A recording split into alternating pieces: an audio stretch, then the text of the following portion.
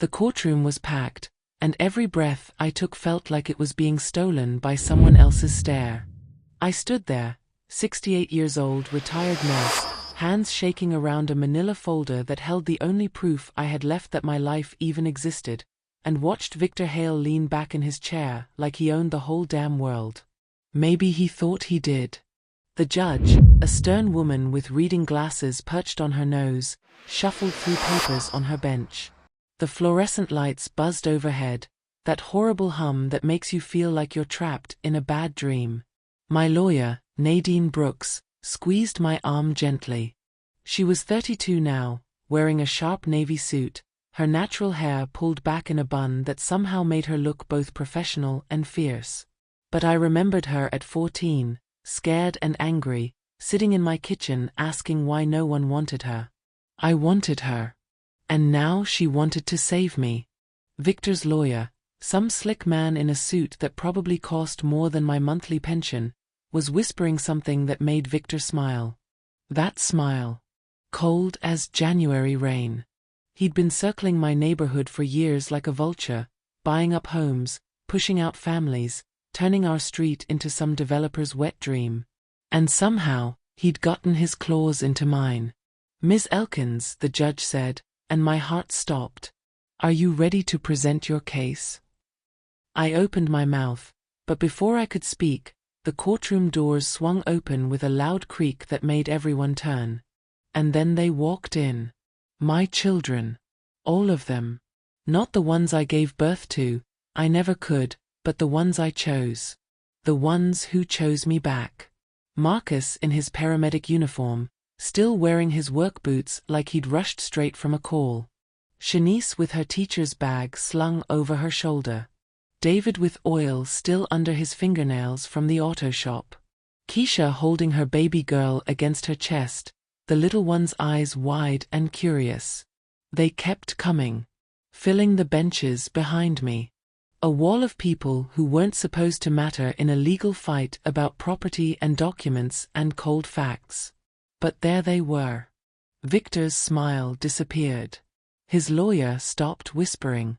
Even the judge looked up, her expression shifting from procedural boredom to something else. Something like attention. If you've ever been underestimated, if you've ever been told you don't matter, then this story is for you. Because what happened next changed everything. Hi viewers, kindly tell us where you're watching from and what time it is. Warm welcome to the family. Enjoy the story. Nadine stood up, her voice steady and clear. Your Honor, my client has been the legal owner of her home for 33 years. We have documentation proving that the transfer Mr. Hale claims occurred was fraudulent. We have the original deed, tax records, utility bills spanning 3 decades, and, she paused, glancing back at the people filling the courtroom, we have witnesses. Objection, Victor's lawyer said, standing quickly. This is a property dispute, not a character hearing. Overruled, the judge said, her eyes still on the crowd behind me. I want to hear this. I felt something crack open in my chest. Not breaking, blooming. Like my roses did every May, pushing through winter-hard soil because they refused to stay buried. Victor leaned forward, whispering urgently to his lawyer. For the first time since this nightmare started, he didn't look like a man who'd already won. He looked like someone who'd miscalculated badly. The judge adjusted her glasses. Ms. Brooks, you may proceed. But first, she looked directly at me. Ms. Elkins, I want to hear from you. In your own words. Tell me about this house. My throat went dry. Public speaking had never been my thing. I was the one who worked double shifts and came home too tired to talk. The one who let my hands do the speaking. Changing bandages, cooking meals, planting gardens, signing permission slips. But Nadine's hand was still on my arm, warm and steady. And behind me, I heard Marcus clear his throat. Shanice whispered, "You got this, Mama Marge." So I spoke. That house, I said, my voice cracking at first, then growing stronger, is where I buried my husband. Not literally, He's in Oakwood Cemetery, but that's where I sat up nights missing him so hard I thought I'd die too.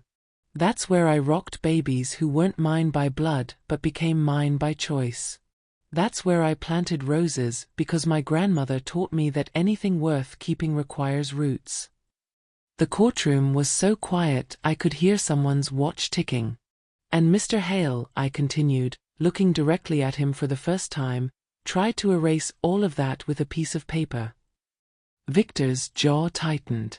His lawyer shuffled documents, looking for something, anything to interrupt this moment. The judge nodded slowly. I'm going to review the evidence presented. But before I do, Mr. Hale, she turned her gaze to him, sharp as a scalpel. I want to know how a deed filed 33 years ago suddenly has your name on it instead of Ms. Elkins. Your Honor, his lawyer started, there was a legitimate transfer. I'm not asking you, the judge said. I'm asking him. Victor stood, smoothing his tie. He opened his mouth. And that's when Nadine pulled out the first piece of evidence that would bring his whole empire crashing down. The notary stamp on his transfer document? It didn't exist. The timestamp on the digital filing?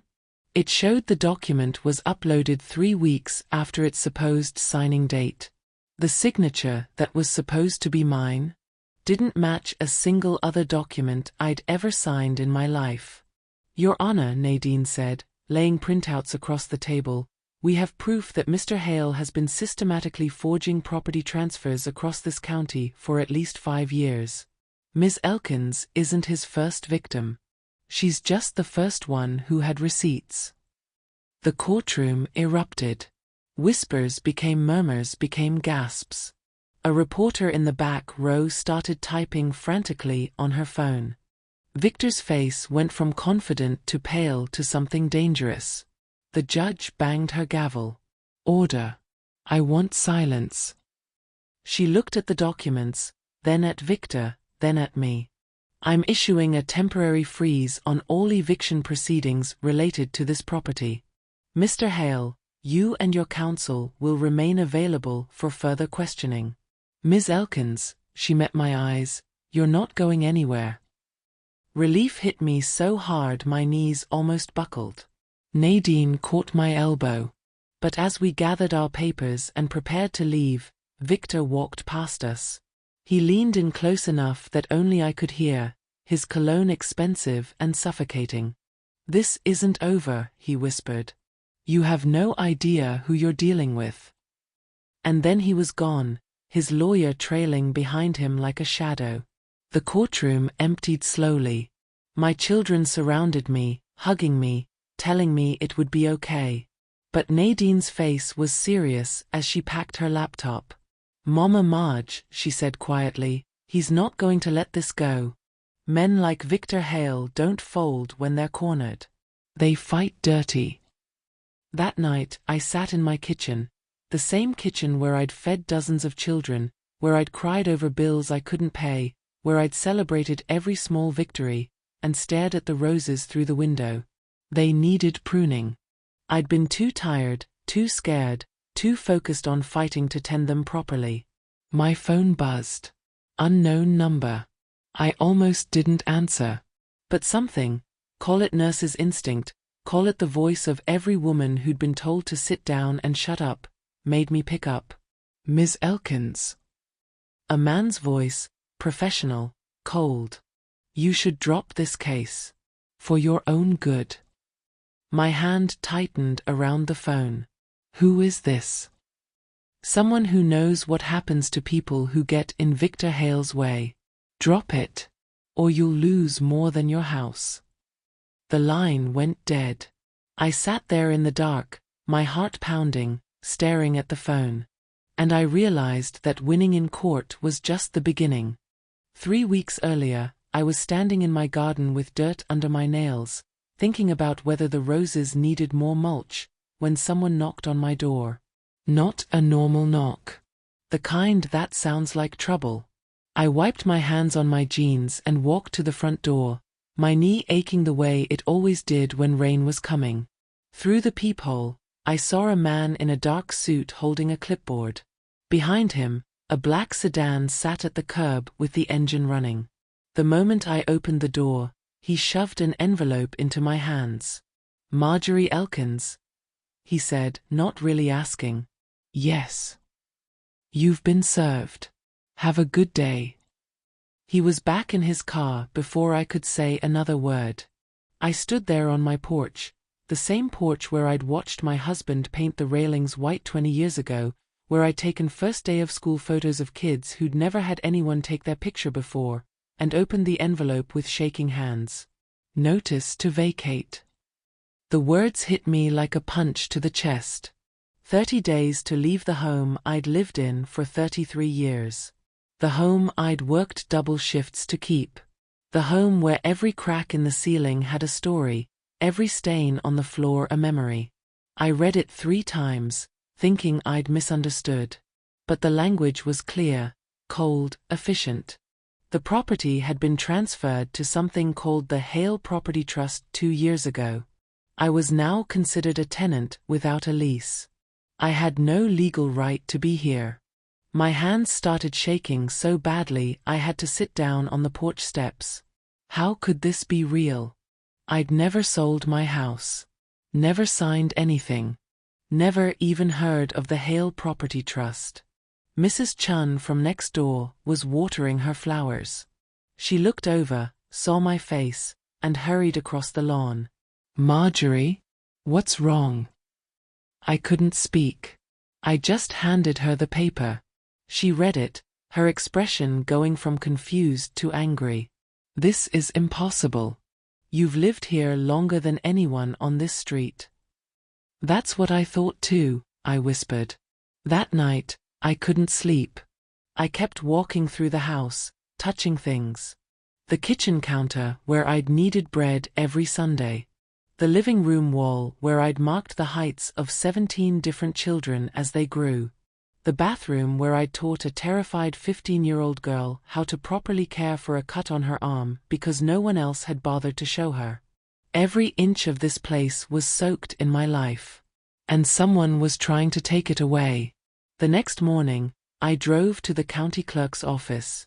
My hands gripped the steering wheel too tight, my jaw clenched so hard my teeth hurt. I told myself it was a mistake. A clerical error. Something that could be fixed with a phone call and an apology. The clerk's office smelled like old paper and floor cleaner. A young woman sat behind a plexiglass window, looking bored until I approached. "I need to see the deed for my property," I said, sliding my driver's license under the window. She typed something into her computer, clicked around, then pulled up a file. "Address." I gave it to her. More typing. More clicking. Then her expression changed. Just slightly. A flicker of something that looked like pity. "One moment," she said, disappearing into a back room. When she returned, she had a folder. She slid it across to me without meeting my eyes. I opened it with trembling fingers. The deed was there. Filed, official, stamped. But the name on it wasn't mine. Victor Hale. Hale Property Trust. My name appeared nowhere. Not as owner. Not as co-owner. Not even as a witness to some transfer I'd never made. "There must be a mistake," I said, my voice breaking. "I've owned this house for over 30 years.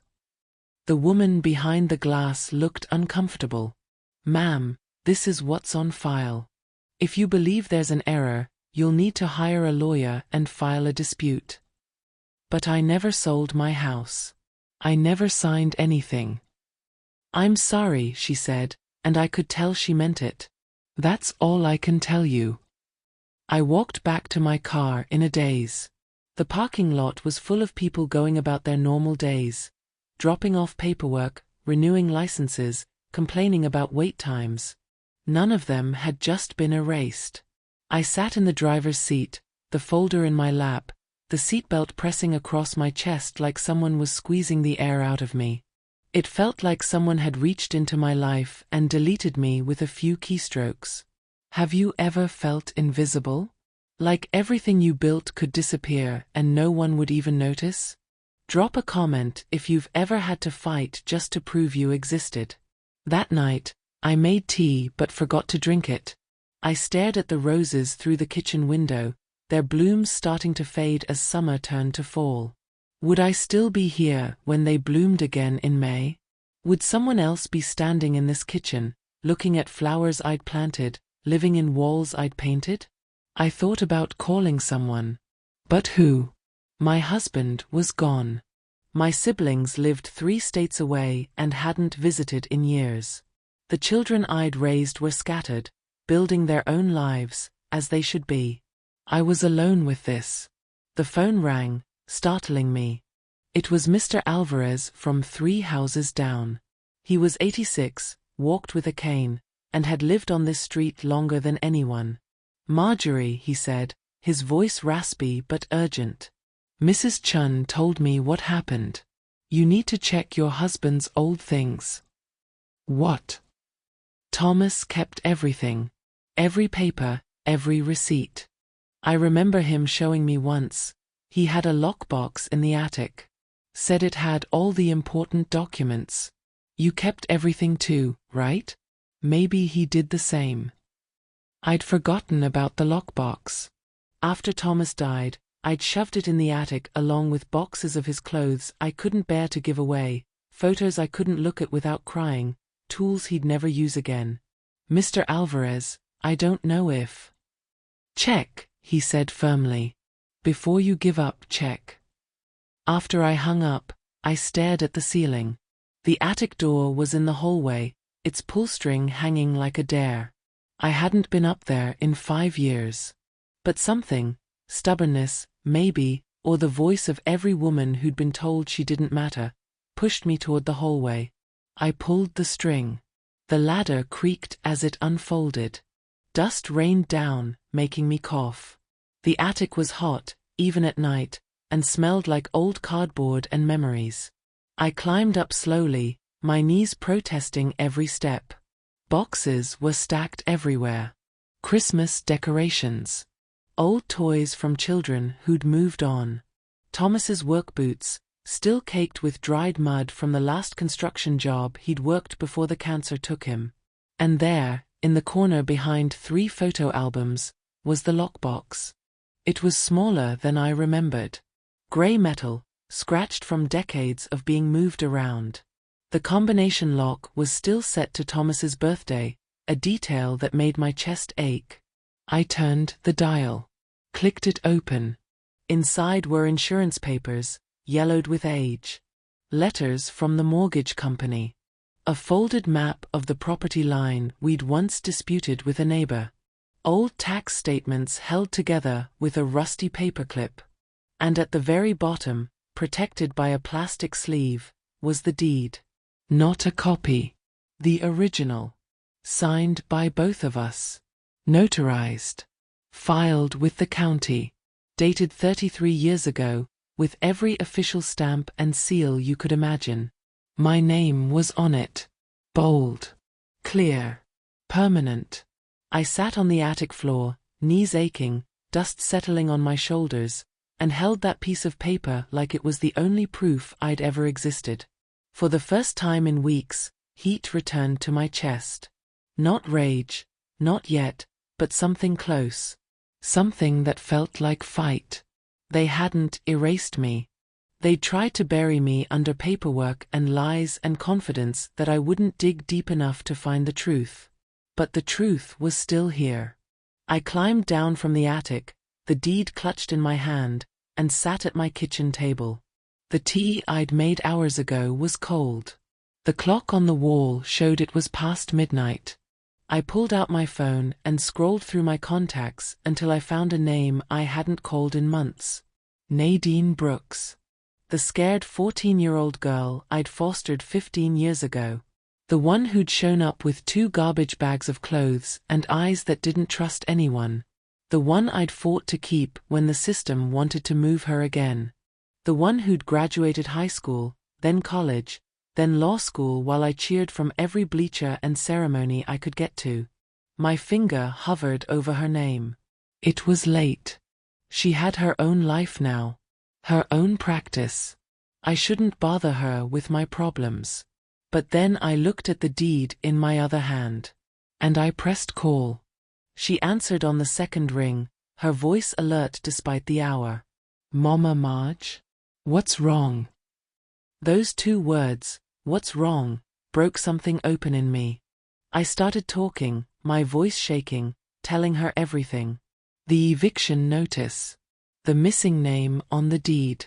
The feeling of being erased.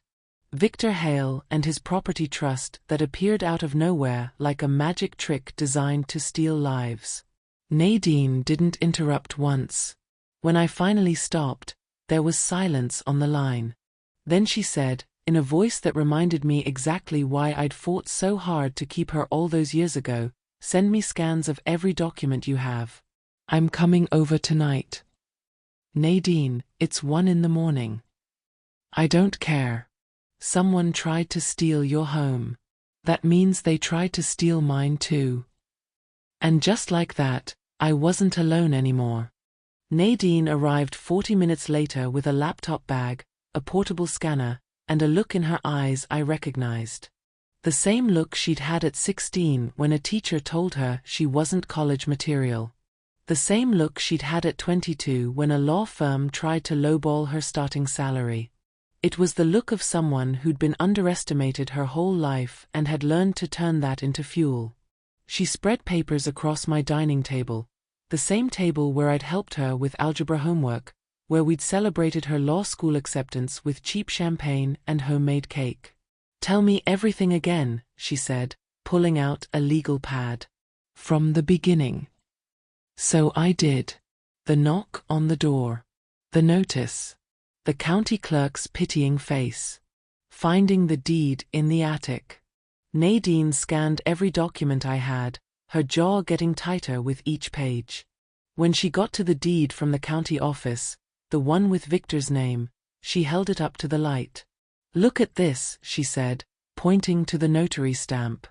"See how the ink is slightly blurred here? And the signature line doesn't quite match the margins of the rest of the document." I squinted at it. "What does that mean?" "It means this might be a scan of a scan. Someone took an official stamp from another document, copied it, and pasted it onto this one." She pulled out her phone and took photos from multiple angles. "We need to prove it." "How?" "I know someone. A digital forensics specialist. He owes me a favor." She looked up at me, her expression serious. "Mama Marge, I need you to understand something. Victor Hale is not a small player. He's been doing this for years, buying properties through legal loopholes, forcing people out, flipping houses for profit. He has money, connections, and a team of lawyers who get paid to make problems disappear." My stomach dropped. "So you're saying I can't win?" "No." Her voice was steel. "I'm saying he doesn't expect you to fight. He built his empire on people who couldn't afford lawyers, who didn't keep records, who folded when the paperwork got too complicated. But you kept everything. And you have me." She reached across the table and took my hand. Her grip was strong, certain. "We're going to prove this," she said. "But it's going to get ugly. He'll fight back. He'll try to intimidate you. And we need to be ready." I thought about the threat I'd received after the first court hearing. The voice on the phone telling me to drop the case. "Someone already called," I admitted. "After court today. They said I'd lose more than my house if I didn't drop it." Nadine's expression went cold. "Did you recognize the voice?" "No." "Did they say anything specific?" "Just that I should stop. For my own good." She pulled out her phone and started typing notes. "We're documenting everything. Every call, every threat, every attempt to scare you off. It all becomes evidence." "Evidence of what?" "Witness intimidation. Fraud. Possibly racketeering if we can prove he's done this systematically. She looked up at me. Mama Marge, I think you might have stumbled onto something bigger than one stolen house. The weight of that settled over me. I just wanted my home back. Now I was potentially exposing some kind of criminal operation. What if I can't do this? I whispered. What if I'm not strong enough? Nadine stood up and walked around the table. She pulled me into a hug, the same way I'd hugged her 1,000 times when she was younger and the world felt too big and scary. You taught me to fight when I was too scared to speak, she said quietly. You showed me that being invisible wasn't the same as being powerless. Now let me show you. We worked until sunrise. Nadine made coffee, scanned documents, took notes. She called her colleague Rowan at 6 in the morning, not even apologizing for the hour. I need you to look at some documents, she said. Possible forgery case. High stakes. A pause. Yeah, it's personal. She hung up and looked at me. He'll meet us at his office at 9. If you've ever had someone fight for you when you couldn't fight for yourself, you know what I felt in that moment. Hit that like button if you believe we all need people like that in our corner. Rowan's office was in a strip mall between a nail salon and a tax preparation service. The sign on the door said Digital Solutions and Recovery, in letters that had seen better days. But inside, the space was all business. Computer monitors covered every surface. Cables snaked across the floor. The air hummed with electronics. Rowan himself looked like he'd been up all night. Wrinkled shirt, messy hair, eyes sharp behind thick-framed glasses. He was maybe 30, pale from too much time indoors, with the kind of intensity that made you pay attention. Show me, he said, not bothering with introductions. Nadine handed him the documents. He scanned them into his system, pulled up programs I didn't recognize, started clicking through screens full of numbers and code. This is sloppy, he muttered after a few minutes. Really sloppy. Sloppy how? I asked. He turned one of his monitors toward me. See this? This is the metadata from the document filed at the county office. It shows when the file was created, when it was last modified, even what software was used. The screen was full of text I didn't understand. This document claims to be from 2 years ago, Rowan continued, but the metadata shows it was actually created 3 weeks ago. And look here, he clicked something. The notary stamp? It's a scan from a completely different document. Different resolution, different date stamp in the properties. Whoever made this didn't even bother to clean up the forensic trail. Why would they be so careless? Nadine asked. Because they didn't think anyone would look. Rowan leaned back in his chair. Most people see an official-looking document and assume it's real. They don't have the tools or knowledge to dig deeper. And by the time they realize something's wrong, they've already lost. He pulled up another screen. Give me a few days and I can build you a complete forensic report. Every alteration, every inconsistency, every piece of evidence that this document is fake. How much will that cost? I asked, thinking of my pension and savings. Rowan glanced at Nadine, then back at me. Nothing. Anyone who forges property deeds to steal someone's home deserves to be exposed. Consider it pro bono. My throat tightened. Why would you do that? He shrugged, looking uncomfortable with the emotion in the room. Because I can. And because Nadine saved my sister from an abusive housing situation 2 years ago. We pay our debts. After we left Rowan's office, Nadine drove me home. The morning was bright, the kind of fall day where the light hits everything just right. But I felt like I was moving through fog. What happens now? I asked. Now we wait for Rowan's report. Then we file for an emergency injunction to stop the eviction. We present evidence of fraud. And we make Victor Hale answer for what he's done. She pulled up in front of my house. The roses needed deadheading. The mailbox was full. Everything looked normal, peaceful. But nothing was normal anymore. Nadine, I said before getting out. What if he really does come after me? What if this gets dangerous? She turned to look at me, her expression soft but determined. Then we call the police. We document everything. And we don't back down. Because backing down is what he counts on. I nodded, trying to absorb that. Get some rest, she said. I'll call you as soon as I hear from Rowan. I walked into my house, exhausted but somehow more awake than I'd been in weeks. I had a lawyer. I had evidence. I had a chance. But as I closed the door behind me, I heard something that made my blood run cold. My back door was open. I always locked it. Always. Years of working night shifts at the hospital had taught me to be careful. My heart hammered as I walked through the kitchen. Nothing looked disturbed. Nothing was missing. But on my dining table, the same table where Nadine and I had worked all night, was a single piece of paper. No envelope. No note. Just a printed photograph. Of Nadine. Walking into her office building. Taken from across the street, zoomed in close enough to see her face clearly. The message was obvious. We know who you are. We know who you love. We can get to you. My hands shook as I picked up the phone to call her back. This wasn't just about my house anymore. Nadine arrived with a police officer 20 minutes later.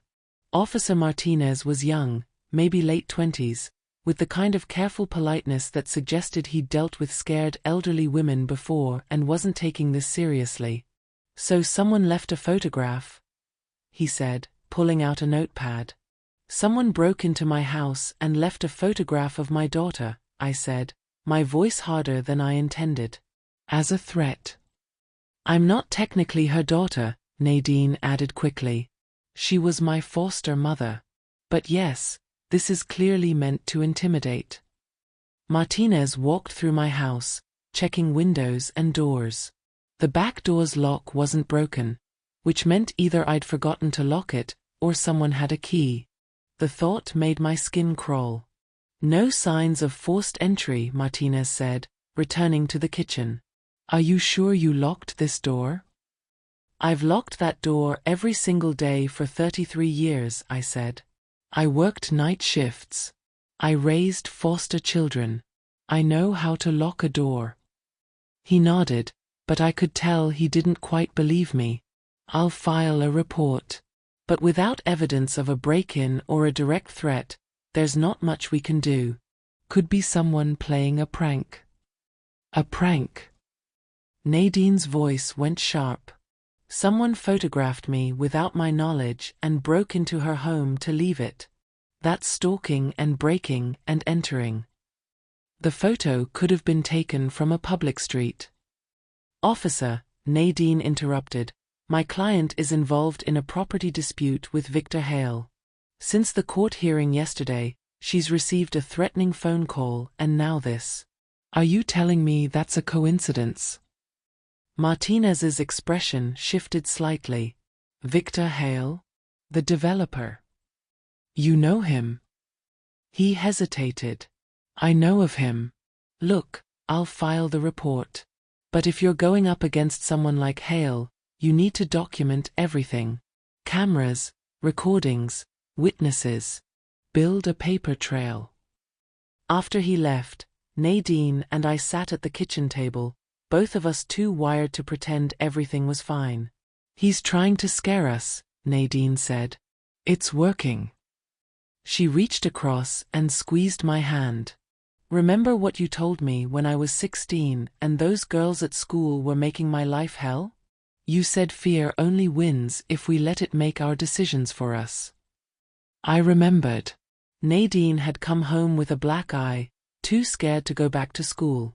I'd driven her there myself the next day, walked her to the principal's office, and didn't leave until those girls were suspended. That was different, I said. Those were teenagers. This is a man with money and lawyers and people who break into houses. Same principle. Just higher stakes. She pulled out her laptop. We're going to install security cameras. I'll pay for them.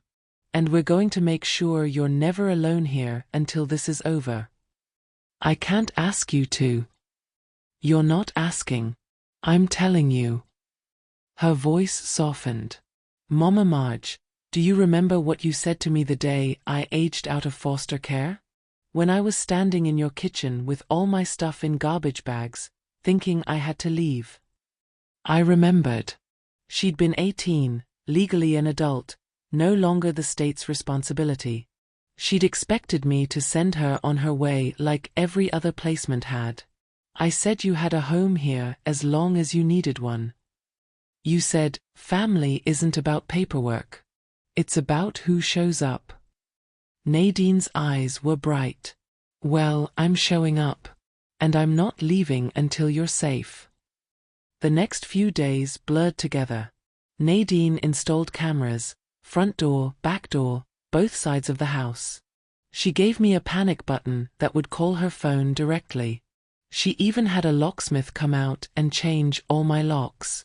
Overkill. I'd asked. Safety, she'd replied. Rowan called on the third day with news. His voice through speakerphone sounded excited in a way that only someone who loved data could be. I've got enough to bury him, he said. The forged documents, the metadata discrepancies, the reused notary stamps, it's all here. But I found something else. Something bigger. Nadine leaned forward. What? I pulled public records for every property transaction involving the Hale Property Trust for the last 5 years. Guess how many show the same forensic irregularities? How many? I asked. 17. 17 properties where the deed transfers have suspicious timing, questionable notary work, or metadata that doesn't match the filing dates. And that's just in this county. The room went silent. He's been doing this for years, Nadine said slowly. Systematically. And getting away with it because most people don't have the resources to fight back or the documentation to prove their case. Rowan's voice hardened. You're not just fighting for your house, Ms. Elkins. You might be the domino that brings down his entire operation. After the call ended, I walked to my bedroom and sat on the edge of my bed. The same bed where I'd held crying children through nightmares. Where I'd read bedtime stories to kids who'd never had anyone read to them. Where I'd slept alone for 12 years since Thomas died, the empty space beside me never getting easier. This house wasn't just walls and floors. It was every moment that mattered.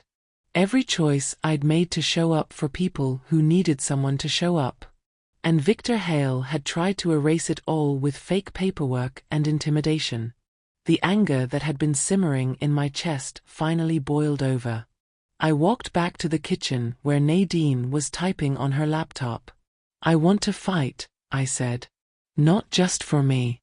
For everyone he's done this to. She looked up, a slow smile spreading across her face. That's what I was hoping you'd say. Would you have the courage to fight back, even when you're scared?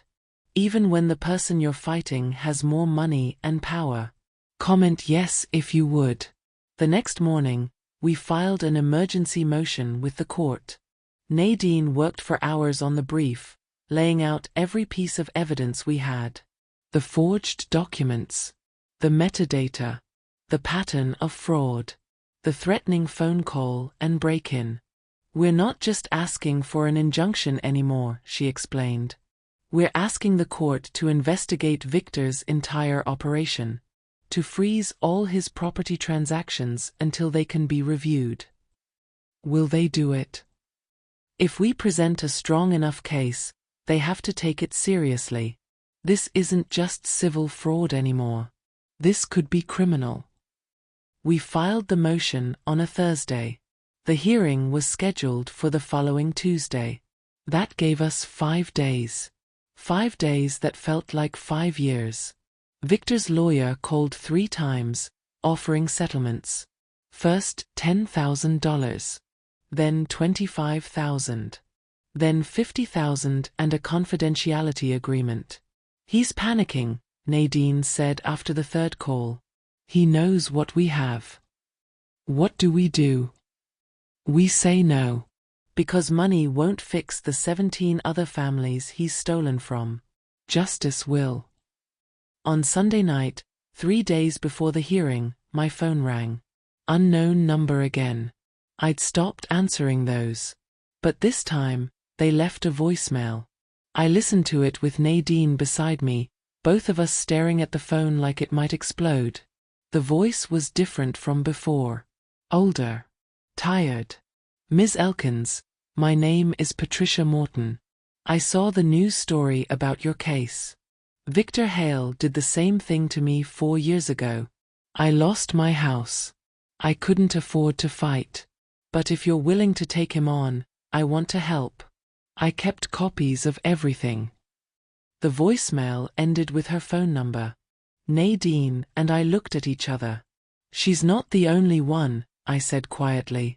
If he did this 17 times, there are 17 people out there who lost their homes.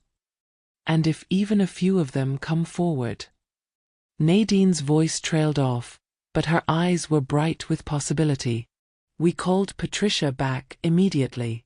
She was 72, a widow, and had been forced out of her home so Victor could build luxury townhouses. She'd moved in with her daughter, ashamed, thinking she'd somehow failed. I should have fought, she said, her voice breaking. But I was alone. I didn't know how. You're not alone anymore, I told her. And neither am I. By Monday night, we had 5 people. 5 families who'd lost their homes to Victor Hale's fraud. 5 people willing to come to court and testify. Nadine worked through the night, updating the motion, adding witness statements, building a case that was no longer about one house but about a pattern of systematic theft. I made coffee and sandwiches and watched her work, this fierce young woman I'd once found angry and alone in my kitchen, now fighting like her life depended on it. Why are you doing this? I asked around midnight. You have your own practice, your own clients. This case won't make you any money. It's probably costing you. She stopped typing and looked at me. You want to know the real reason I became a lawyer? Tell me. Because when I was 14 and the system wanted to move me to a different placement, again, you stood in that office and argued with them for 3 hours. You had paperwork and records and proof that I was doing well with you. You knew the rules better than they did. And you didn't back down. She smiled. You showed me that the system only works if someone's willing to fight it. So that's what I do. I fight. Tuesday morning came too fast. Nadine picked me up at 7, both of us dressed in our best clothes. Her navy suit. My grey dress that I'd worn to every important occasion for 20 years. You ready? She asked. I thought about the house behind me. The roses that needed tending. The photos on the wall. The memories soaked into every surface. I'm ready. We drove to the courthouse, and as we pulled into the parking lot, I saw something that made my breath catch. People. Standing by the entrance. Holding signs. Save our homes. Stop Hale. Justice for families. Some were neighbors. Some were strangers.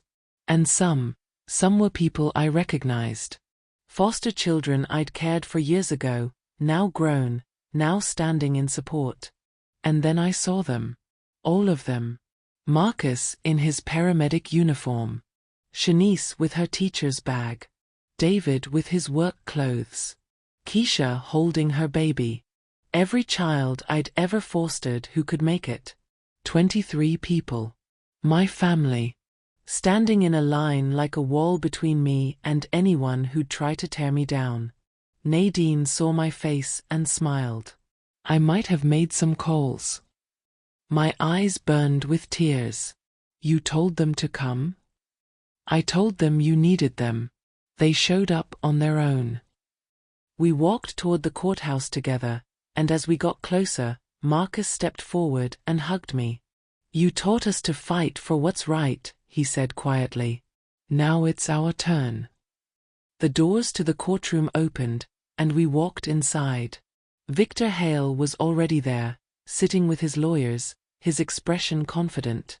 But when he saw the people filing in behind me, when he saw the families who'd lost their homes, the foster children now grown, the neighbors who'd watched his pattern of theft, his confidence flickered.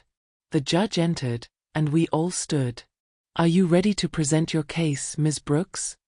She asked. Nadine stood, her voice clear and strong.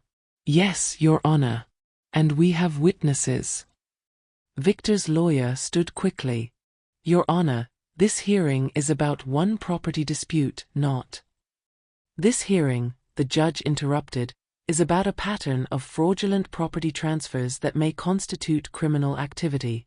I'll hear all relevant testimony. She looked at Nadine. Proceed. And just like that, the fight truly began. Nadine opened her case with precision. She laid out the forged documents, the metadata analysis, the pattern of fraud across multiple properties.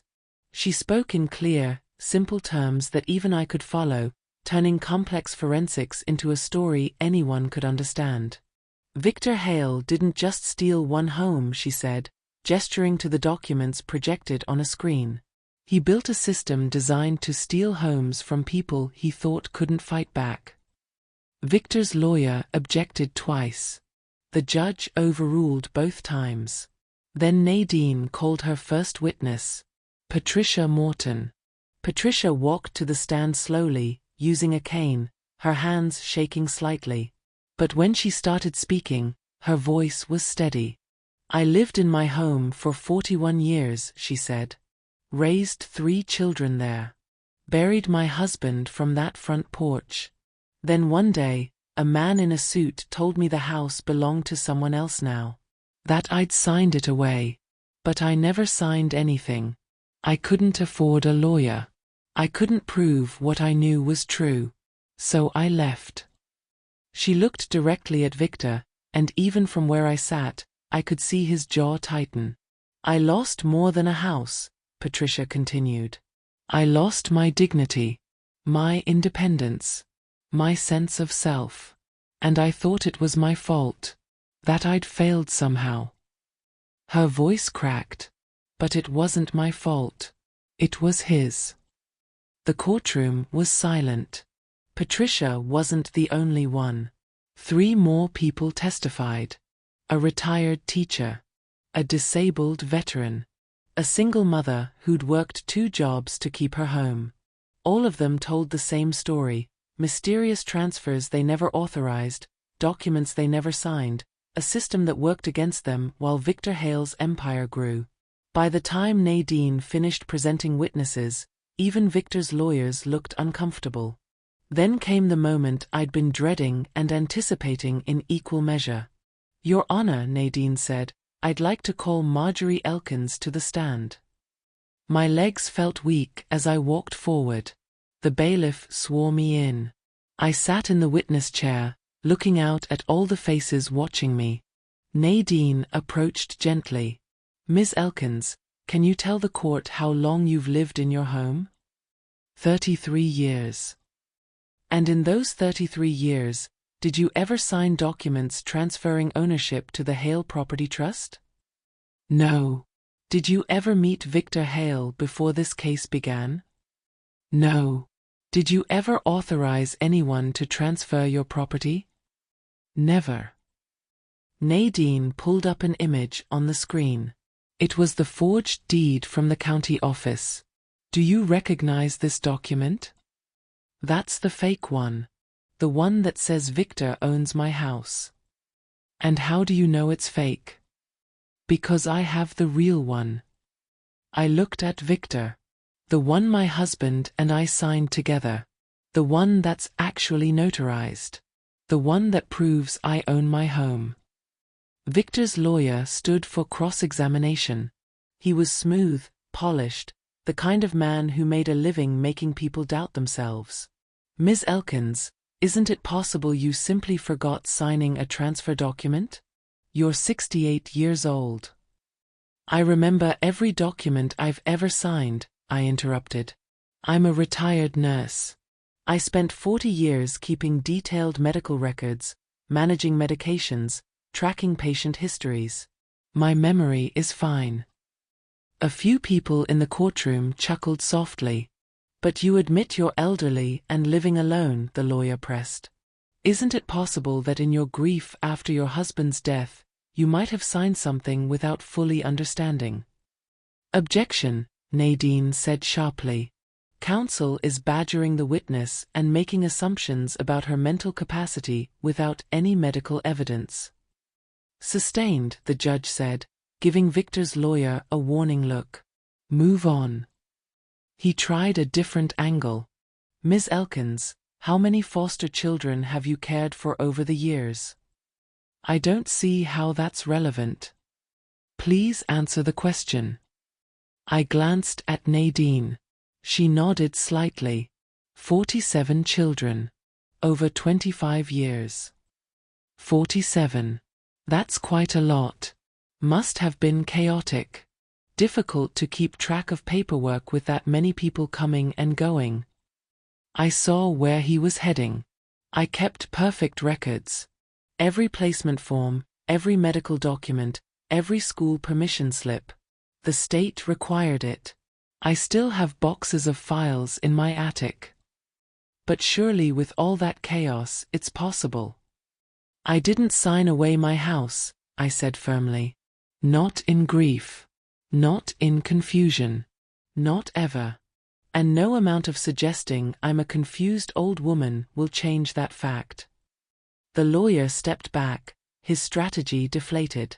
When I returned to my seat, Marcus squeezed my shoulder. Shanice whispered, "You did good, Mama Marge." Then it was Victor's turn to testify. He took the stand with confidence, his suit perfect, his expression calm. But I noticed his hands. They were clenched too tight on the armrests. Nadine approached him like a surgeon with a scalpel. "Mr. Hale, how many properties does the Hale Property Trust currently own?" "I'd have to check exact numbers." "Approximately." "Maybe 60, 70. "And how many of those were acquired in the last 5 years?" "Most of them." "Through purchases?" "Yes." "Direct purchases from willing sellers?" He hesitated. The transactions were all legal. "That's not what I asked. Were they direct purchases from willing sellers?" "Some were transfers due to estate issues, tax liens, foreclosures." "And some," Nadine interrupted, "were transfers that the supposed sellers claim they never authorized. Isn't that correct?" "People forget." "Do they?" Nadine pulled up a document on the screen. "This is a notary stamp from a deed transfer you filed in 2023. This stamp belongs to a notary named Helen Chun. Do you know Miss Chun?" "I don't recall." "She died in 2021, 2 years before this document was supposedly notarized." Nadine let that hang in the air. "How do you explain that?" Victor's lawyer stood quickly. "Your Honor, my client is not on trial here." "Your client is accused of systematic fraud," the judge said. "I want to hear his explanation." All eyes turned to Victor. His polished confidence cracked, just slightly. "It must be a clerical error," he said. "A clerical error," Nadine repeated. "Like the metadata that shows documents were created weeks after their filing dates? Like the reused notary stamps from multiple different sources? Like the 17 properties where the forensic evidence shows identical patterns of document manipulation. Victor's jaw tightened. I don't personally handle every detail. But you profit from every property. You're the sole beneficiary of the Hale Property Trust. You're the one who signs off on every acquisition. Nadine stepped closer. Mr. Hale, did you or did you not create a system designed to fraudulently transfer property ownership from people you believed wouldn't have the resources to fight back? I invoke my Fifth Amendment right. Answer the question, the judge said sharply. The courtroom held its breath. Victor looked at his lawyer, at the judge, at me, and for the first time, I saw something in his eyes that wasn't confidence. It was fear. I decline to answer on the grounds that it may incriminate me, he said finally. The courtroom erupted. The judge banged her gavel, calling for order. But the damage was done. Victor Hale had essentially admitted guilt. After a brief recess, the judge returned with her ruling. Her expression was grave. I've reviewed the evidence presented, she said. The forensic analysis, the witness testimony, and Mr. Hale's refusal to answer direct questions about his business practices. I'm issuing an immediate freeze on all property transactions involving the Hale Property Trust pending a full criminal investigation. Victor's face went pale. Furthermore, the judge continued, I'm ordering the restoration of property title to Marjorie Elkins and granting her request for a protective order against any further contact or intimidation from Mr. Hale or his associates. I felt Nadine grab my hand and squeeze it so hard it hurt. Ms. Elkins, the judge looked at me directly, your home is yours. It always was. I apologize that the system failed to protect you sooner. My eyes burned with tears. Marcus was crying. Shanice was hugging David. The courtroom was full of people clapping until the judge had to call for order again. But it wasn't over yet. As we gathered our things to leave, Victor's lawyer approached Nadine. My client would like to discuss a settlement, he said quietly, to avoid further complications. Tell your client, Nadine said coldly, that the only thing we're interested in is making sure he never does this to anyone else again. We walked out of that courtroom into a wall of cameras and reporters. Someone from a local news station shoved a microphone in my face. Ms. Elkins, how does it feel to win against Victor Hale? I looked at the camera, thinking about all the people who were watching. People who'd been told they didn't matter. People who'd been erased by systems designed to protect the powerful. It feels like justice, I said. The quiet kind. The kind that comes from standing your ground and having receipts. That clip played on the news that night. And the next morning, my phone started ringing. More people. More families. More victims of Victor Hale's fraud, all wanting to come forward now that someone had proven it was possible to fight back. The system had failed them. But together, we were going to fix it. The media attention after the hearing was overwhelming. My phone rang constantly. Reporters camped outside my house. Neighbors I barely knew knocked on my door to congratulate me. But with the attention came something darker. The anonymous calls started again. Different voices this time, but the same message: I'd made a mistake. I should have taken the settlement. I'd opened a door that should have stayed closed. Nadine installed more cameras. She insisted someone stay with me every night. Marcus took the first few shifts, sleeping on my couch with his paramedic bag nearby like he was on call for an emergency. This feels like overkill, I said on the third night, watching him set up. Victor Hale just lost everything, Marcus replied. His reputation, his business, probably his freedom once the criminal investigation finishes. Men like that don't go quietly. He was right to worry. 2 days after the hearing, someone threw a brick through my front window at 3 in the morning. The crash woke us both.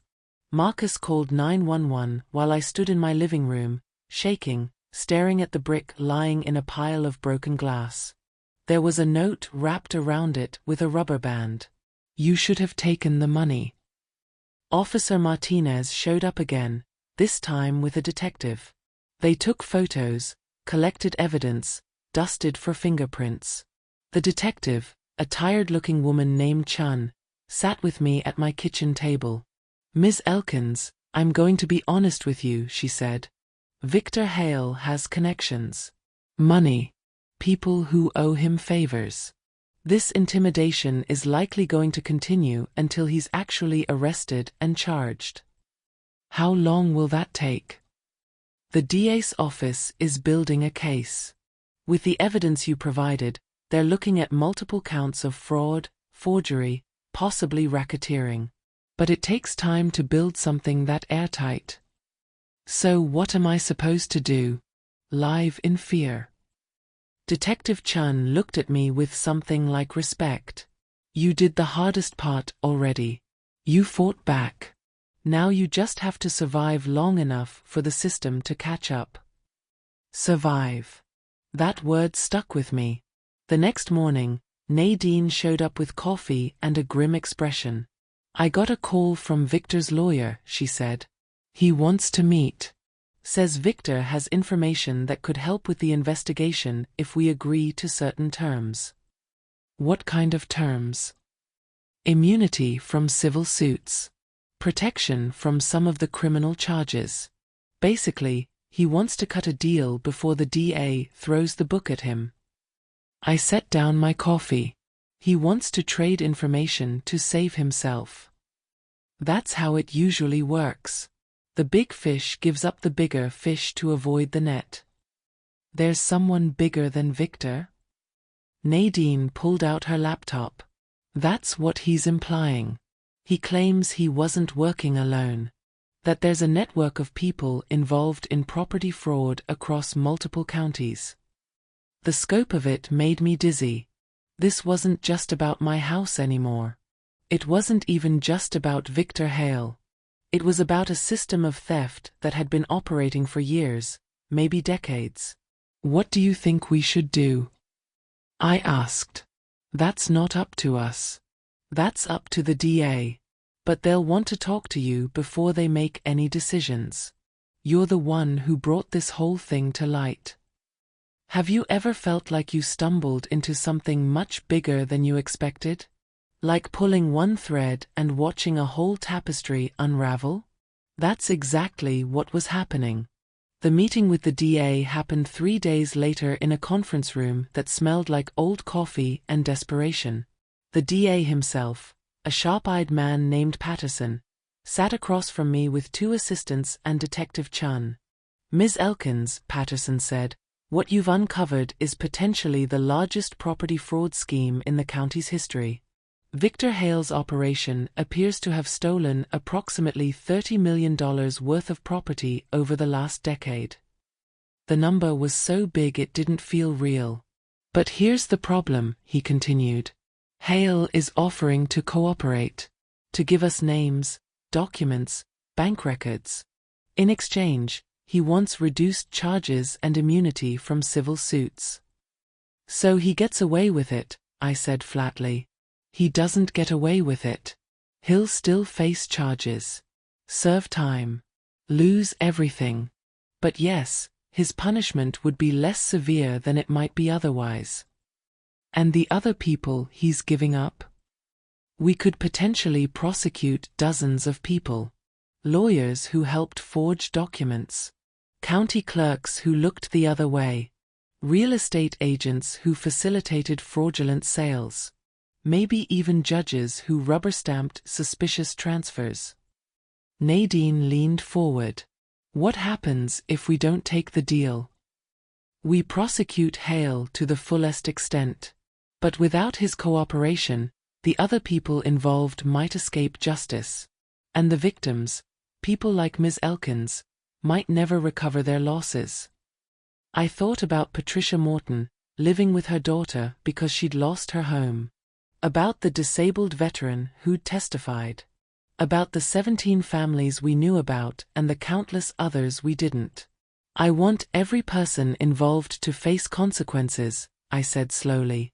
But I want the victims to get their homes back more than I want revenge. Patterson nodded. That's what I hoped you'd say. We'll structure the deal to prioritize restitution. Every property that was stolen gets returned. Every victim gets compensated. And everyone involved in the scheme gets charged, even if Hale gets a slightly lighter sentence for cooperating. It wasn't perfect justice, but it was real justice. The kind that actually helped people instead of just punishing bad ones. One more thing, Patterson added. We're going to need you to testify when this goes to trial. Multiple times, probably. Are you prepared for that? I looked at Nadine. At Detective Chun. At the weight of what I'd started. I've spent my whole life showing up for people who needed someone to show up, I said. I'm not stopping now. The deal was finalized a week later. Victor Hale pled guilty to 15 counts of fraud and agreed to cooperate fully with the ongoing investigation. In exchange, he got 12 years instead of 25. Some people thought he got off easy. But within 2 weeks, his cooperation led to the arrest of 11 other people, including 2 county clerks, a notary public who'd been selling blank stamped documents, and a real estate lawyer who'd been the architect of the whole scheme. The lawyer's name was Richard Sterling, and when they arrested him, they found records of similar operations in 3 other counties. The morning Richard Sterling was arrested, my doorbell rang. I opened it to find an older black woman standing on my porch with a casserole dish. Ms. Elkins, she said. My name is Dorothy Williams. You don't know me, but 15 years ago, a man named Richard Sterling stole my mother's house. She died thinking she'd failed us. When I saw the news about your case, about Sterling's arrest. Her voice broke. Thank you. Thank you for fighting. She handed me the casserole and walked away before I could respond. That was the first of many. Over the next few weeks, people showed up at my door with food, flowers, cards. People who'd lost homes, or whose parents had, or who'd watched their neighborhoods get carved up by developers who thought they were untouchable. I became a symbol of something I never intended to be. Resistance. Hope. The idea that one person standing their ground could matter. But symbols are heavy to carry. One night, alone in my house, Marcus had finally gone back to his own place, convinced I was safe. I sat in my kitchen and cried. Not from sadness. From exhaustion. From the weight of all these people's stories, their losses, their hopes that I could somehow fix what had been broken for so long. My phone rang. It was Shanice, the teacher. Mama Marge? You okay? I just had this feeling I should call. I'm tired, I admitted. So tired. Then rest. You did the hard part. You stood up. Now let other people carry it for a while. But there's still so much to do. And other people can do it. You taught us that, remember? You can't save everyone by yourself. You build a community and you save each other. After we hung up, I thought about that. About all the children I'd raised who were now raising their own families. About Nadine, fighting for people who couldn't fight for themselves. About Marcus and Shanice and David and Keisha, all living lives that mattered because someone had showed up for them when they needed it. Maybe that was the real victory.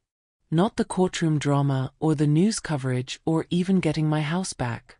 Maybe it was building something that outlasted me. The criminal trials started in the spring. I testified 4 times over 6 months. Each time, I told the same story, the notice, the fear, the fight, the truth I'd found in my attic. Richard Sterling's trial was the biggest.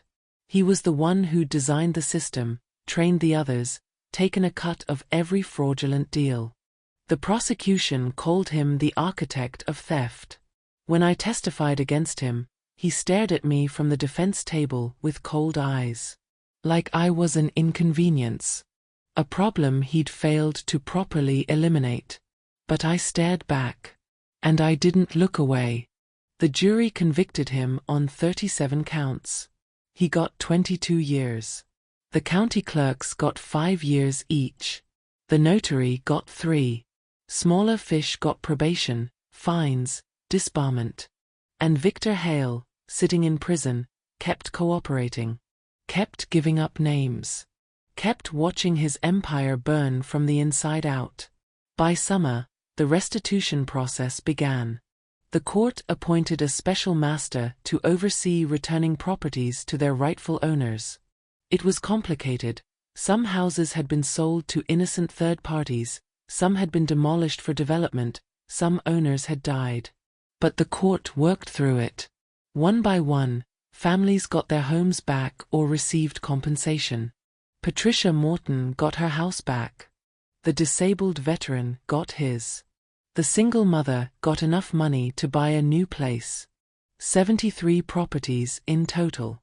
73 families who'd been told they didn't matter, now being told the system had failed them but was trying to make it right. It wasn't perfect. Some people had died before justice came. Some damages couldn't be repaired with money or returned deeds. But it was something. One afternoon in July, I was in my garden. The roses were blooming beautifully, the best they'd looked in years, when a car pulled up. A young couple got out, late 20s, holding hands and looking nervous. "Ms. Elkins," the woman said. "We're the Johnsons. We bought a house from the Hale Property Trust 3 years ago. We just found out it was stolen from the original owner." My stomach dropped. These were the innocent third parties. People who'd bought homes without knowing they were stolen. "We're so sorry," the husband said. "We didn't know. We have a baby now, and we thought we were buying our dream home, but it turns out it belonged to someone else and—" "It's not your fault," I said gently. "You didn't do anything wrong." "But we have to give it back," the wife said, tears in her eyes. "The court said the original owner gets to decide whether to keep it or accept compensation, and we don't know what to do. We can't afford another down payment. We thought we were being responsible, buying a house, building a life." I invited them in. Made tea. Listened to their story. They'd saved for 5 years for that down payment. They'd bought through what seemed like a legitimate sale. They'd never met Victor Hale. They were victims too, in a different way. "What would you do?" the wife asked. "If you were us?" I thought about that. About cycles of harm. About how stealing from thieves still leaves someone hurt. "I'd talk to the original owner," I said. "Explain your situation. Most people who've been through this, they don't want to hurt innocent people. They want their dignity back. Maybe there's a solution that works for everyone." They left with a little more hope. I don't know what happened with their specific case. But I hoped they found a way through. If you believe that real justice means fixing systems, not just punishing people, hit that subscribe button. Because this story isn't just about one house. It's about how we take care of each other when the system fails. By fall, something unexpected happened. The county created a new office, the Property Rights Protection Bureau. Its whole job was to prevent what Victor Hale had done from ever happening again. They asked me to speak at the launch event. I almost said no. I was tired of being in public, tired of being a symbol. I wanted to go back to being just Marjorie, tending my roses, living quietly. But Nadine convinced me. "Just this one last thing," she said. "Then you can disappear into your garden if you want." The event was in the county building's main hall. Reporters, politicians, community leaders. The new bureau chief was a no-nonsense woman named Jameson who'd worked in fraud prevention for 20 years. When they called me to the podium, I looked out at the crowd and felt the weight of every person who'd suffered because people like Victor Hale thought they could get away with stealing from those who seemed powerless. "I'm not a lawyer," I started. "I'm not an activist or a politician. I'm a retired nurse who almost lost her home because someone thought I wouldn't fight back." I paused, gathering my thoughts. But here's what I learned: power doesn't come from money or connections. It comes from truth, from documentation, from refusing to accept being erased. Every utility bill I saved, every tax record I filed, every piece of paper I kept, that was power. I just didn't know it yet. I looked at the bureau chief. This new office is important. But it only works if people know they have rights. If they keep records. If they fight back when something feels wrong. After the event, people lined up to shake my hand, share their stories, thank me. It was overwhelming and humbling and exhausting. But one person stood at the back of the line, waiting patiently. When everyone else had left, she approached. She was in her 40s, well-dressed, carrying herself with the posture of someone used to authority. "Ms. Elkins," she said. "My name is Margaret Chen. I'm Helen Chen's daughter." Helen Chen. The notary whose stamp had been used 2 years after her death. My mother would have been horrified to know her credentials were used for fraud, Margaret continued. She took her job seriously. She believed in protecting people, not helping steal from them. "I'm sorry for your loss," I said. "I'm not here for sympathy. I'm here to say thank you. You exposed what they did to her legacy. You gave me a chance to clear her name." She handed me an envelope. "This is a letter my mother wrote before she died. She'd noticed irregularities in some property transfers she was asked to notarize. She was planning to report them, but she died before she could." I opened the envelope with shaking hands. Inside was a handwritten letter detailing suspicious requests from Victor Hale's office, dates that didn't match up, pressure to rush through paperwork. "Why are you giving this to me?" "Because you're the one who had the courage to say something was wrong. My mother tried. But she was just one person, and she ran out of time." Margaret's eyes were fierce. "You didn't. And because of that, her death meant something. Justice came late, but it came." After she left, I sat in my car in the parking lot and read Helen Chen's letter 3 times. This woman, this notary I'd never met, had seen the same fraud and tried to stop it. But she'd been silenced, not by threats or violence, but by death. How many others had there been? How many people had noticed something wrong but stayed quiet or were ignored? I thought about every person who'd come forward after my case made the news. Every family who'd found the courage to say, "This happened to me too." That was the real victory. Not my house.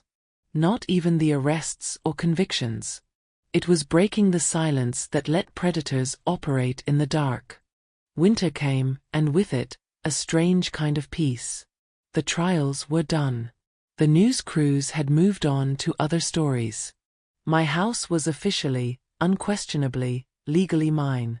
I spent Christmas with my children, all of them who could make it.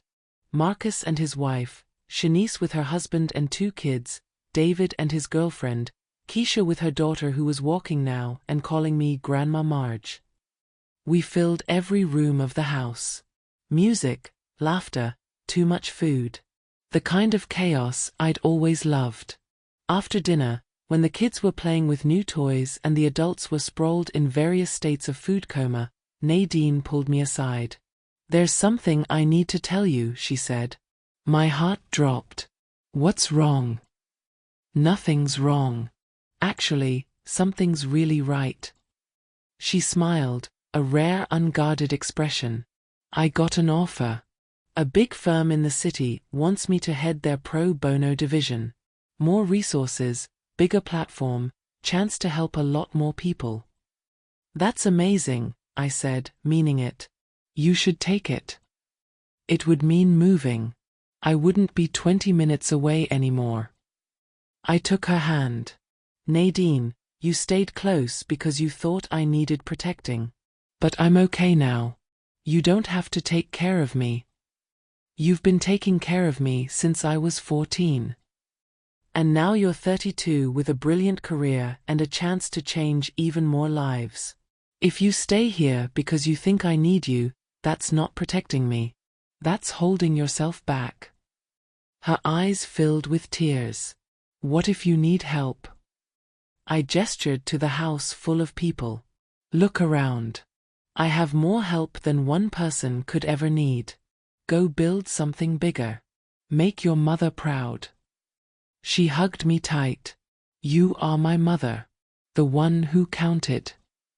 After they all left that night, I walked through my quiet house. The same walls I'd nearly lost.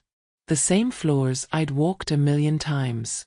The same kitchen where I'd healed hearts with soup and conversation. It felt different now. Not because of what had happened, but because of what it represented. This wasn't just a house anymore. It was proof that standing your ground mattered. That keeping records mattered. That refusing to be erased mattered. My phone buzzed. A text from an unknown number. Ms. Elkins, you don't know me, but I saw your story. I'm facing eviction from a home I know I own. I don't know what to do.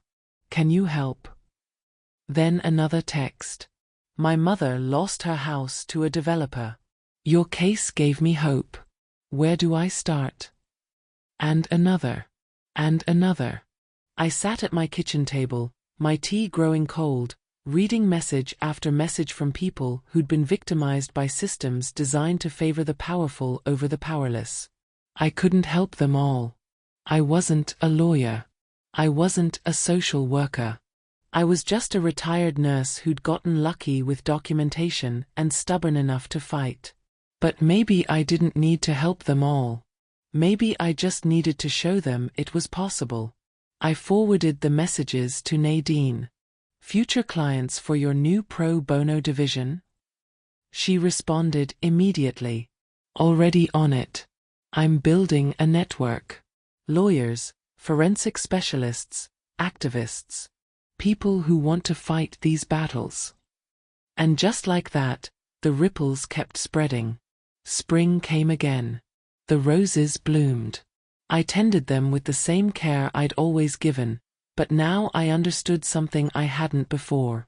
Gardens aren't just about the flowers you plant. They're about the seeds you scatter without knowing where they'll land or what they'll grow into. Every child I'd fostered was a seed. Every person I'd helped was a seed. Every time I'd stood up and said, "This isn't right," was a seed. And now, years later, I was seeing the garden they'd become. Marcus was training new paramedics, teaching them that every patient deserves dignity. Shanice was teaching kids that their voices matter, even when the world tries to silence them. David was running a shop that hired people with criminal records and gave them second chances. Keisha was raising her daughter to be fierce and kind in equal measure. And Nadine was building a legal practice dedicated to fighting for people who couldn't afford to fight for themselves. One morning in May, I was outside deadheading roses when a car pulled up. Two women got out, both elderly, both looking nervous. "Ms. Elkins," one of them said. "We saw your story. We're facing eviction from a home we've owned for 40 years. The bank says we refinanced, but we never signed anything. We don't know what to do." I invited them in, made tea, listened to their story. And then I made a call. "Nadine? I have two women here who need help. Can you take their case? Send me the details. We're on it." After the women left, hopeful for the first time in months, I sat on my porch and looked at my roses. They were beautiful this year. The best they'd ever been. Not because I was a better gardener, but because I'd finally learned the most important lesson. The best thing you can grow is hope in someone else's heart. The investigation into Richard Sterling's network continued for another year. Every few months, another arrest would make the news.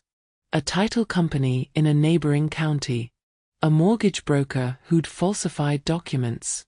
A county assessor who'd been taking bribes to expedite fraudulent transfers. Each arrest felt like vindication. Each one meant fewer people would lose their homes the way I almost had. But with each arrest also came more victims coming forward. More families discovering they'd been stolen from. More people realizing that thing that happened to them years ago, the mysterious transfer, the sudden foreclosure, the paperwork that didn't make sense, hadn't been their fault. The special restitution fund grew. Donations came from unexpected places. People who'd read about the case and wanted to help. Law firms offering pro bono services. Community organizations raising money for families who'd lost everything. I got invited to speak at events I never imagined attending.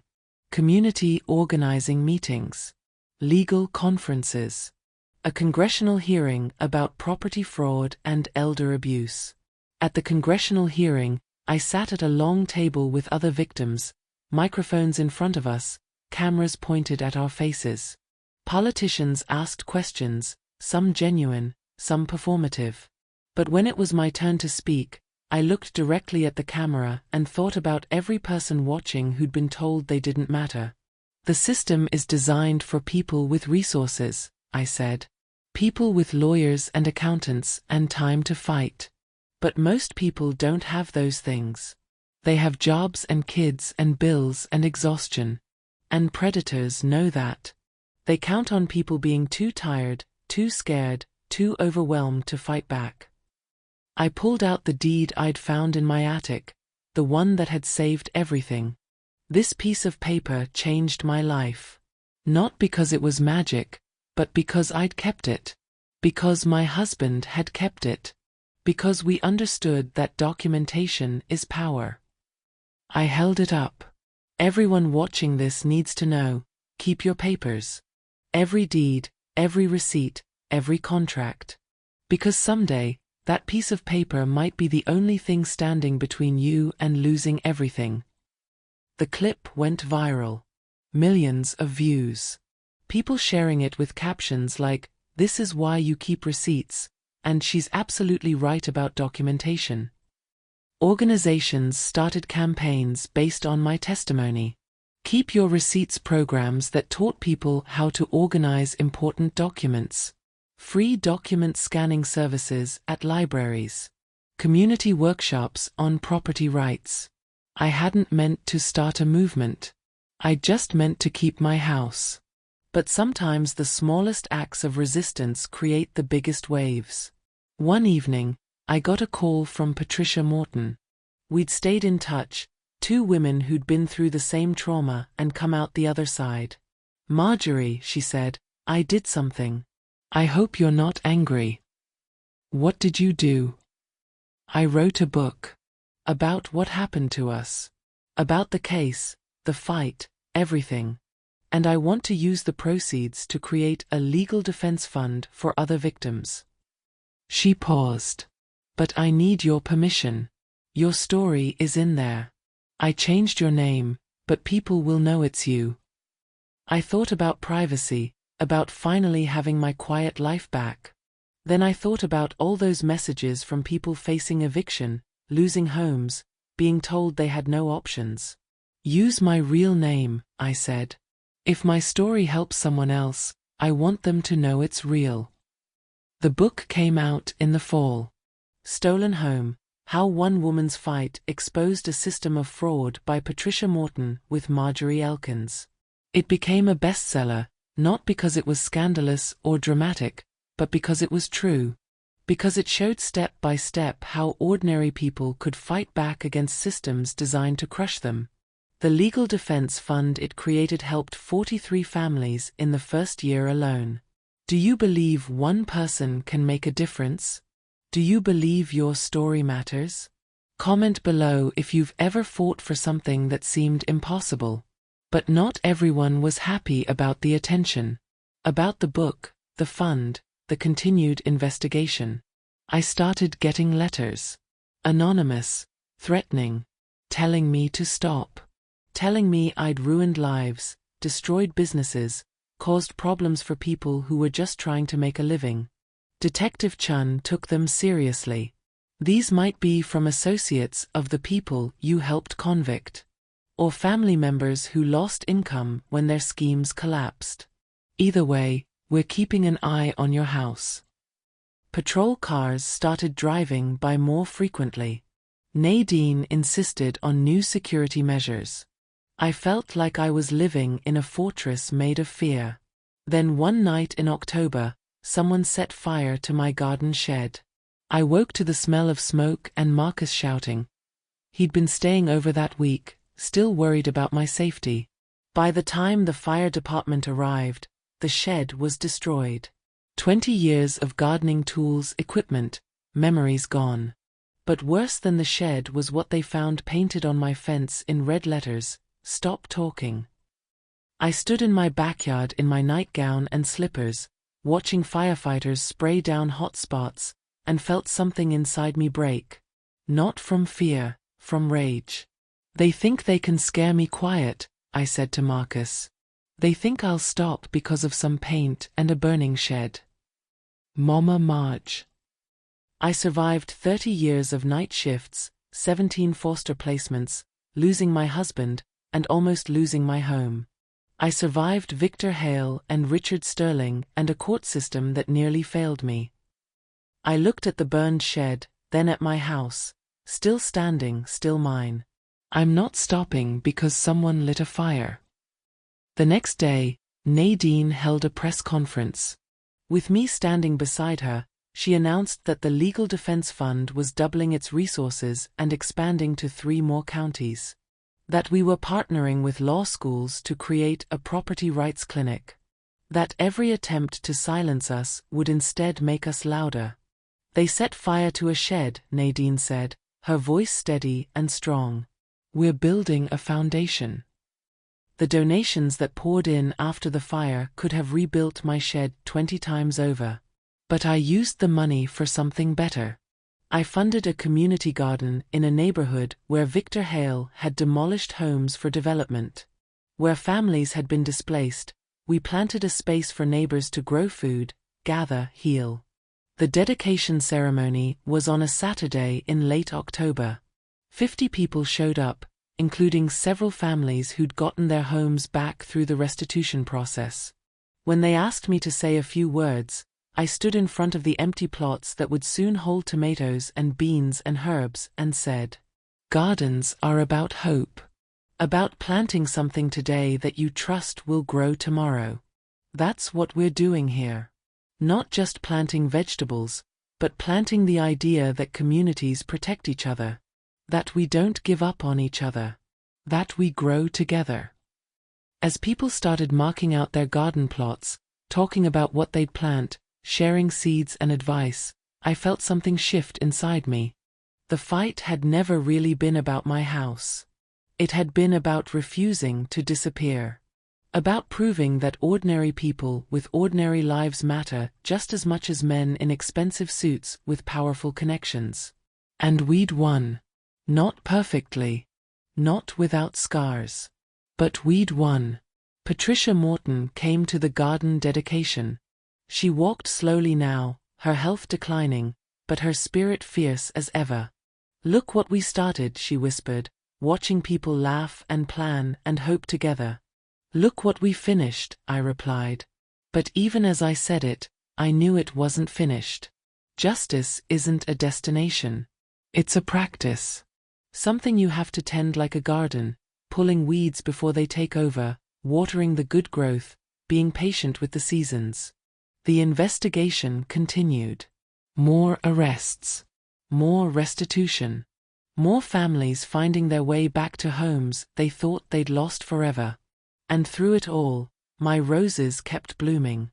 2 years after that first courtroom hearing, I woke up to find my street lined with news vans again. But this time, it wasn't about me.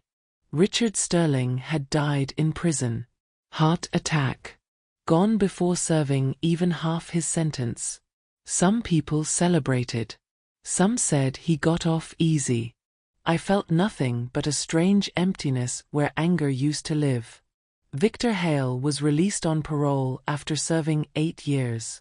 The news showed him leaving prison.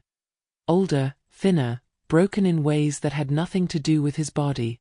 A reporter asked if I had any comment about his release. I hope he spends the rest of his life understanding what he took from people, I said. Not houses. Dignity. Security. The belief that hard work and honesty matter. I hope he carries that weight forever. That same week, Nadine called with different news. Mama Marge, the Legal Defense Fund just hit $1 million. We can help hundreds of families now. Maybe thousands over time. That's because of you, I said. You built this. No, she replied firmly. We built this. You started it by refusing to give up. I just gave it structure. The community garden thrived. People grew vegetables and friendships. Children learned where food comes from. Families who'd been scattered by Victor's fraud found each other again in those plots of earth. I spent my mornings there now, teaching kids how to plant seeds, showing them that something small and fragile can become something strong and beautiful if you give it time and care. One morning in May, 3 years after this whole thing started, a young girl around 7 approached me while I was showing her class how to transplant seedlings. Miss Marjorie, she said, my teacher says you're a hero. That you saved lots of people's houses. I smiled at her. I'm not a hero, sweetie. I'm just someone who kept her receipts. What's receipts? Proof. Evidence that you were here, that you mattered, that what happened to you was real. I handed her a small tomato plant. But you know what's more important than keeping receipts? Showing up. Being there when people need you. That's what really matters. She carefully took the plant, cradling it like something precious. That afternoon, I walked through my house. The house that had almost been stolen, the house I'd fought so hard to keep. I ran my hands along the walls Thomas had painted. I stood in the kitchen where I'd fed dozens of hungry children. I looked out the window at the roses blooming in wild abundance. And I realized something I should have known all along. This house had never been about the building. It had been about what the building held. Memories, yes. But more than that, proof that my life had meaning. That the love I'd given and received had left marks on the world that couldn't be erased with forged documents or intimidation. They'd tried to erase me. But you can't erase someone whose existence is written in the hearts of the people they loved. My phone rang. Another unknown number. Another person who'd seen my story and needed help. I answered it. Hello. Ms. Elkins? My name is Jennifer. I'm facing eviction and I don't understand why, and I saw your story and I thought maybe you could tell me where to start. I smiled, settling into my chair. First, tell me your story. Then I'll tell you exactly what to do. Because that's what gardens do. They spread. One seed becomes a plant, becomes 100 seeds, becomes a field. That evening, I sat on my porch watching the sunset paint my street in gold and amber light. Marcus pulled up with his family. Shanice arrived with her husband and kids.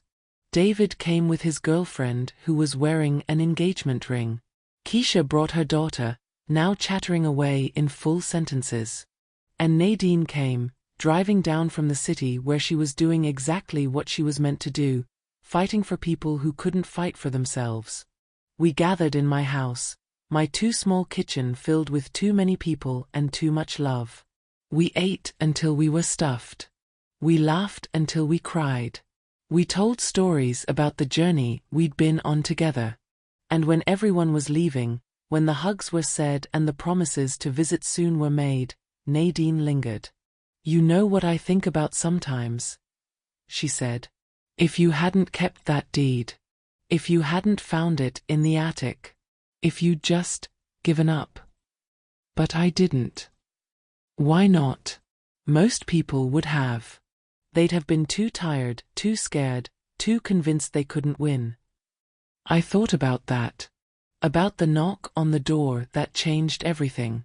About standing in the county clerk's office feeling erased. About climbing into that dusty attic and finding proof that I existed. I didn't give up because every person I ever loved taught me that showing up matters. That standing your ground matters. That keeping records and telling the truth matters. I looked at her. You taught me that too. When you were 14 and angry and scared, but you kept showing up for school every day anyway. You taught me that courage isn't never being afraid. It's being terrified and doing it anyway. She hugged me tight. I learned that from you. Then we learned it from each other. That's how it works. After she left, I locked my doors, the doors I could trust now, with new locks and security that meant something. I walked through my quiet house, turning off lights, checking that everything was safe. In my bedroom, I opened the drawer where I kept important papers. The deed was there, the original one, protected in a plastic sleeve. But next to it were new documents. Letters from people I'd helped. Photos from the community garden dedication.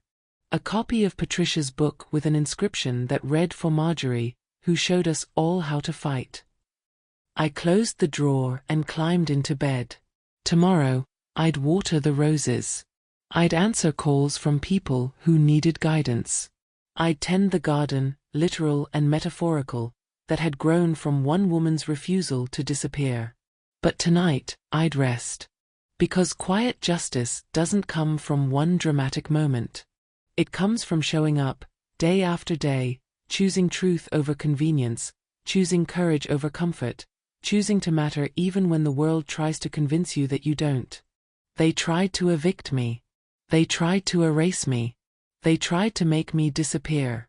But I had receipts. I had allies. I had a family built from love instead of blood. And most importantly, I had the understanding that my story wasn't just mine. It belonged to every person who'd ever been told they didn't matter. Every family who'd lost something precious to someone else's greed. Every voice that had been silenced but refused to stay quiet. This wasn't revenge. This was remembrance. And the quiet truth is this: when you stand your ground, when you keep your records, when you refuse to be erased, you leave marks on the world that can't be forged or stolen or burned away. You prove that you were here. That you mattered. That your life meant something. And that's a truth no one can take from you, no matter how hard they try. If this story moved you, if it reminded you that your voice matters and your fight is worth fighting, then subscribe to this channel. Turn on notifications so you never miss another story about ordinary people doing extraordinary things. And most importantly, share this in the comments. Tell us about a time you had to stand your ground. Tell us about someone who showed up for you when you needed them. Tell us your story, because every story matters. Your truth has power. Your receipts have power. Your refusal to disappear has power. Don't ever forget that. And when someone tries to erase you, because they will, because that's what people with power do to people they think are powerless, remember Marjorie Elkins. Remember that a retired nurse with a box of old papers and a stubborn heart brought down an empire of fraud. Remember that you are not so easily erased. Thank you for being part of this family. Thank you for listening. Thank you for caring about stories that matter. Now go tell yours.